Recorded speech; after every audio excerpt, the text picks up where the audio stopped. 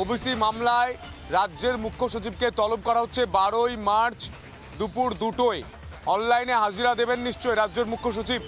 বন্ধুরা সকলে কেমন আছো? আশা করছি ভালো আছো এবং সুস্থ আছো। আজকে আমি তোমাদের ওবিসির ব্যাপারে কিছু তুলে ধরবো, যেটা নাকি আজকে 6 মার্চ কিন্তু কলকাতা হাইকোর্টে একটা এসএলপি ছিল। সেই এসএলপির মূল কি মানে দাবি ছিল, সেই দাবিটা হচ্ছে কি যে ওবিসি এ এবং ওবিসি বি দুটোকে একটা করে জাস্ট ওবিসি করবে। এই দাবিটা নিয়ে কিন্তু কলকাতা হাইকোর্টে কিন্তু এসএলপি একটা ছিল, তার আজকে ডেট ছিল এবং সেখান থেকে আমরা আজ কি কি জানতে পারলাম সেটা আজ তোমাদের সাথে সবটাই শেয়ার করব, প্রমাণ সহ একবারে জেনুইন খবর তোমাদের সাথে সবসময় শেয়ার করি। তাই যারা এখনো সাবস্ক্রাইব করোনি এবং লাইক করোনি অবশ্যই লাইক করো। আজকে তোমাদের সাথে শেয়ার করব আজ আমাদের রাজ্যে, এমন একটা রাজ্যে আমরা বসবাস করছি যে রাজ্যে ওবিসি নিয়ে সব মহলেই কিন্তু খেলা চলছে, প্রত্যেকটা মহলেই কিন্তু সরগর চলছে।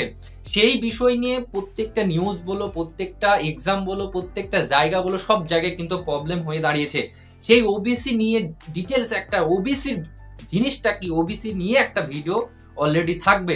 আজকে তোমাদেরকে যেটা বলবো সেটা হচ্ছে যে ওবিসির যে মামলার জন্য তোমার এই প্রবলেমগুলো হয়েছিল এবং কলকাতা হাইকোর্টে এসএলপি ছিল। এই এসএলপি আজ কি রায় আসলো? আজকে রায় এসেছে যে ও আমাদের রাজ্যের যে তোমার মুখ্য সচিব তাকে কিন্তু ডাকা হয়েছে। তিনাকে কিন্তু সামনে 12 তারিখে 12ই মার্চ কিন্তু আবার এই এসএলপির একটা হিয়ারিং আছে, সেই কলকাতা হাইকোর্টে ডাকা হয়েছে। তিনি যদি প্রেজেন্ট সরাসরি যদি না থাকতে পারে, অনলাইনেও কিন্তু তাকে প্রেজেন্ট থাকতে হবে, এটা কিন্তু হাইকোর্টের নির্দেশ দিয়েছে। বোঝা গেল? তোমরা একটু শুনে নাও। ওবিসি মামলায় রাজ্যের মুখ্য সচিবকে তলব, আদালতে হাজিরার নির্দেশ মুখ্য সচিবকে। বড় খবর, ওবিসি মামলায় এবার রাজ্যের মুখ্য সচিবকে তলব করলো আদালত। আদালতে হাজিরা দিতে বলা হলো মুখ্য সচিবকে।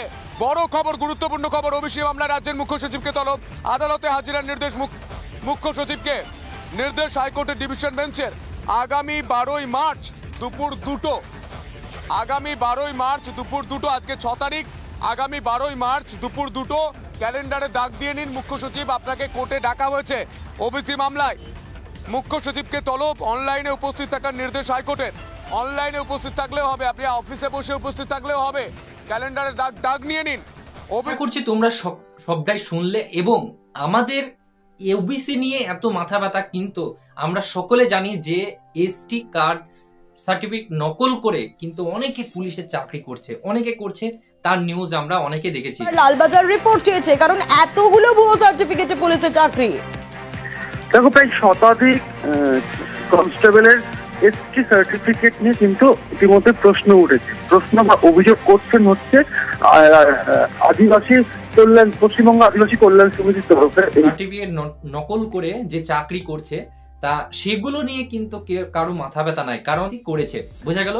এখন তা অনেক হিন্দু বা অনেকেই কিন্তু ওবিসি করে, কিন্তু বেশিরভাগ ওবিসি এটা কিন্তু মুসলিমদের হয়ে থাকে, সেই নিয়ে কিন্তু একটা মাথা ব্যথা আরম্ভ হয়ে গেছে। কিন্তু আমরা এখানে দেখছি যে আমরা সবাই জানি যে এসসি এবং এসটিদের সব থেকে কম কাট অফ যায়, এদের সব থেকে কম ছাড় দেওয়া হয়। কিন্তু এই সব এসসি এসটি যারা বাংলাদেশ থেকে এসে এত দুর্নীতি করে সার্টিফিকেট গুলো করছে, করে কিন্তু চাকরি অলরেডি তারা করছে, আমাদের থেকে কম নাম্বার পেলেও কিন্তু তারা আগে চাকরি পাচ্ছে। এই বিষয়গুলো আমি নেক্সট একটা ভিডিওতে তোমাদের সাথে তুলে ধরবো। তা তোমরা সকলে ভিডিওটাকে বেশি বেশি করে শেয়ার করো এবং সবার কাছে জানিয়ে দাও। আর 12 তারিখেই দেখা যাবে কি হয়, 12 তারিখে কি রায় আসে সেটা দেখা যাবে। আর আমরা জানি 18 তারিখে আমাদের হাইকোর্ট, তোমার সুপ্রিম কোর্টের কিন্তু একটা রায় আছে ওবিসি নিয়ে, হিয়ারিং ডেট আছে 18 তারিখে, সেটা আমরা সবাই জানি 18 মার্চ, সেদিনও দেখা যাবে। কিন্তু মুখ্য সচিব, রাজ্যের মুখ্য সচিবকে ডেকেছে, সেই রাজ্যের মুখ্য সচিব 12 তারিখে থাকবে এবং কি হয় না হয় সেটা 12 তারিখে দেখা যাবে। তা আজকের ভিডিওটা এখানেই শেষ করছি। সবাই ভালো থেকো, সুস্থ থেকো এবং ভিডিওটা বেশি বেশি করে শেয়ার করো।